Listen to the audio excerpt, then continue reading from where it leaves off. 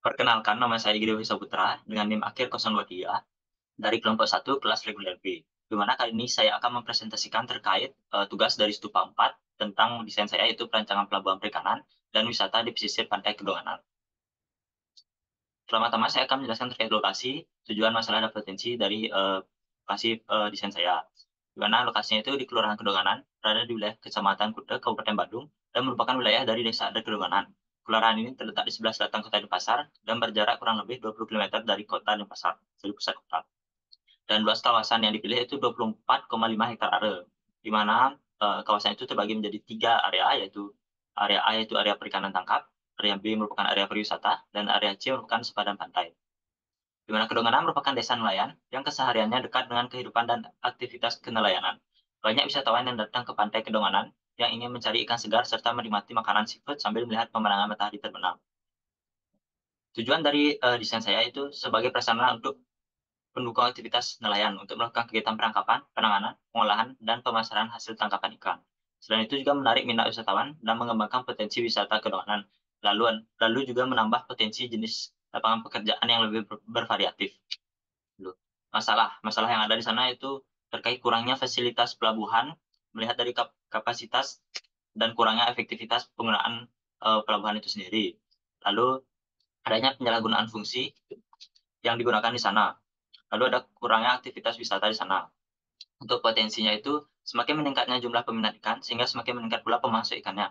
Terdapat peningkatan jumlah nelayan sehingga kita perlu menata ulang memberikan pelayanan yang layak bagi kapal-kapal nelayan. Serta potensi lain dari alamnya itu memiliki keindahan alam berupa pantai pasir putih yang indah dan laut yang berwarna biru dengan sunset sebagai nilai tambahnya. Untuk pendekatan konsep dan tema, saya jabarkan itu menjadi pendekatan kontekstual, fungsional, inovasi, di mana pendekatan arsitektur harus selaras dengan lingkungan sekitarnya, baik dari segi budaya, sejarah, maupun karakteristik fisiknya, di mana mencakup integrasi harmonis dengan konteks alam atau kawasan sekitar. Nah, untuk konsep yang dipilih itu konsep arsitektur analogi, di mana konsep yang berdasarkan pada kemirikan secara visual dengan sesuatu yang lain, bisa bangunan lain, hal-hal yang terdapat pada alam, maupun benda-benda hasil buatan tangan maupun pemikiran manusia. Nah, untuk tema yang dipilih itu tema arsitektur tropis, di mana tema desain untuk beradaptasi di lingkungan tropis, di mana dalam beradaptasinya arsitektur tropis tidak serta-merta merupakan unsur estetika dari bangunan. Dalam arsitektur tropis terdapat hal terpenting yang harus dilaksanakan, yaitu arsitektur tropis, yaitu merupakan suatu respon positif dari efek pengaruh iklim tropis dengan cara mengambil hal-hal baik dari iklim tropis dan memanfaatkannya. Untuk lebih detailnya akan saya jabarkan sekarang, di mana pendekatan yang digunakan itu kontekstual, fungsional, dan invasi. Di mana maksud dari kontekstual itu integrasi antara bangunan dengan lingkungan. Hal ini terkait tentang bagaimana merancang desain yang harus menyatu dengan lingkungan sekitarnya, seperti dengan mempertimbangkan tata letak, material, dan elemen desain yang sesuai dengan estetika dan karakteristik alam serta bangunan sekitarnya. Nah, untuk pendekatan fungsional itu mencakup tentang pengoptimalan tata ruang. Hal ini terkait tentang bagaimana merancang desain dengan tata ruang yang optimal untuk memfasilitasi kegiatan operasional dan logistik serta meminimalkan konflik antar aktivitas. Nah, untuk pendekatan inovasi itu dengan menggunakan teknologi terkini. Hal ini terkait tentang bagaimana mengadopsi teknologi terbaru dalam desain dan operasional untuk meningkatkan efisiensi, keamanan, dan keberlanjutan dari bangunan itu sendiri. Nah, untuk konsep dasar itu ada 5 hal yang diperhatikan, yaitu kenyamanan penghuni, kebutuhan energi dan lingkungan, material dan struktur, fungsi dan tujuan, ergonomi, dan penggunaan ruang. Di mana konsep dasar yang diangkat ini dari konsep analogi itu menciptakan konsep gerakan dinamis dan energi maritim, yang di mana konsep ini diusung akan mengambil inspirasi dari gerakan alami air, gelombang, dan arus laut, di mana desain bangunan dan struktur pelabuhan akan meniru gerakan dinamis ini untuk menciptakan lingkungan yang terus bergerak dan energi. Material dan elemen desain dipilih untuk mencerminkan dinamika alam dan memanfaatkan sumber energi alam untuk kebutuhan pelabuhan.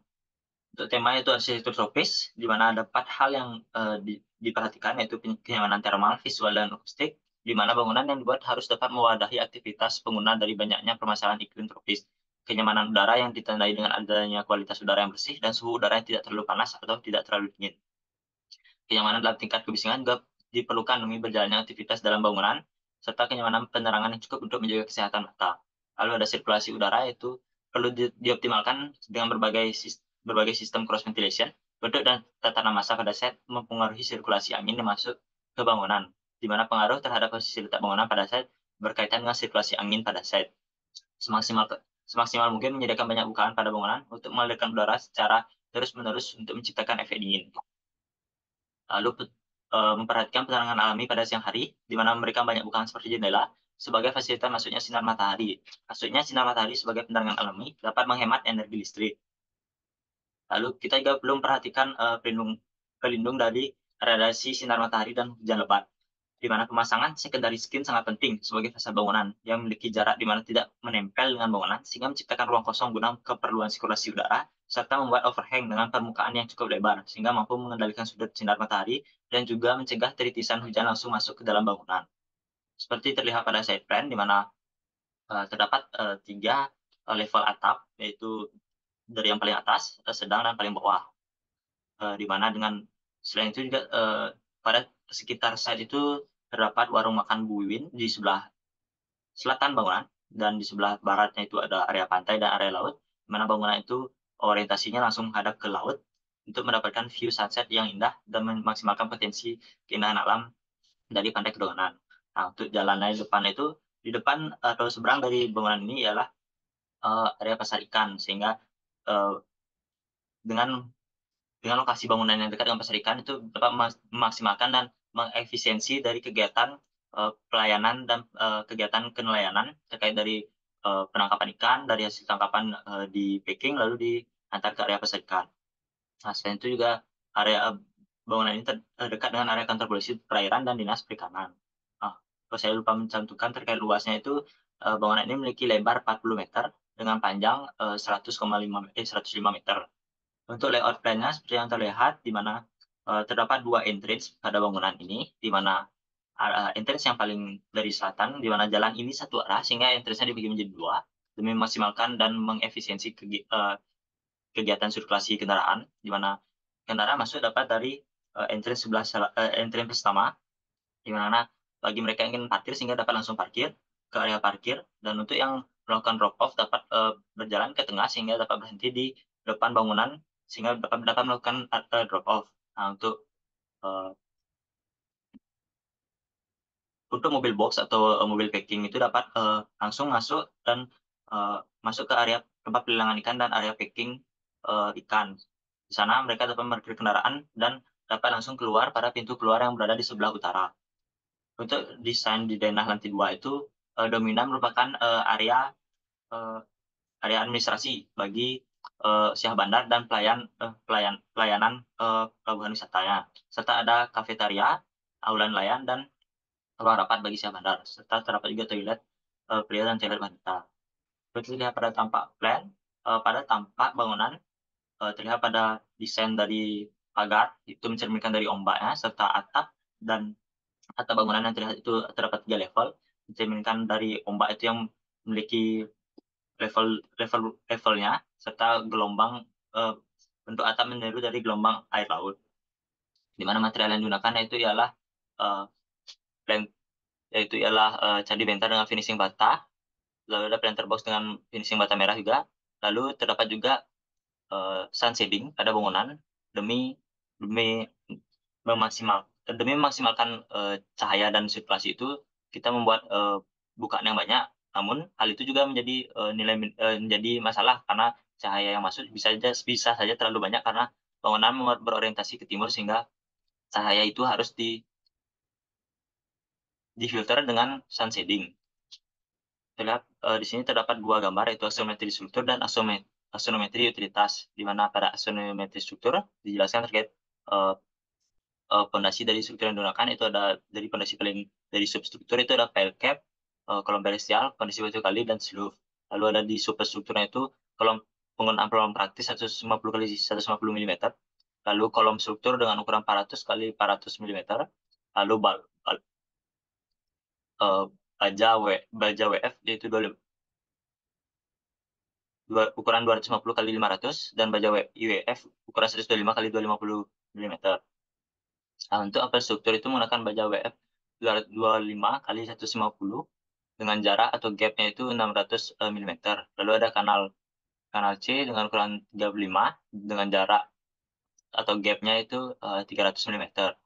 Dan untuk atap yang digunakan itu atap bitumen. Nah, untuk Sistem utilitasnya dimulai dari atas itu ada penangkal petir yang menjangkau seluruh area pelabuhan dan terdapat roof tank. Untuk dari penangkal petir itu dimulai dari atas, itu alirannya dialiri langsung ke bawah ke tanah untuk melakukan grounding. Nah, untuk sistem air bersih itu bermula dari RPDAM menuju groundwater tank, lalu didorong menuju roof tank, lalu dari roof tank itu disebarkan menuju titik-titik air di seluruh bangunan. Selain itu juga dari groundwater tank itu juga dialiri ke hidran yang ada di sekitar bangunan.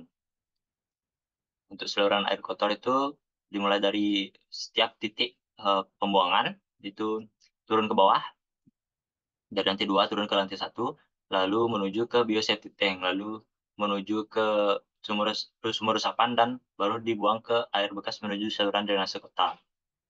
Untuk air air air bekas juga sama, menuju septic tank, biosafety tank, lalu ke sumur resapan, lalu ke drainase kota. Begini hasil desain bangunan yang terwujud, seperti dari denah dan tampak yang terlihat, di mana lokasinya itu terdapat di pesisir pantai Kudangan. Terlihat dari, view mata burung, bangunannya terlihat mengikuti gelombang laut dengan beberapa, penambahan tanaman untuk memperindah dari bangunan dan area parkir. Nah, untuk view sore terlihat seperti gambar. Lalu pada area luar juga terdapat area sitting area sitting untuk para pengunjung atau, setiap orang yang ingin melakukan drop off atau menunggu penjemputan dapat duduk di area sitting ini sambil menunggu kendaraan yang menjemputnya. Nah, untuk dari view dari belakang itu dari dermaga mengarah langsung menuju ke pelabuhan.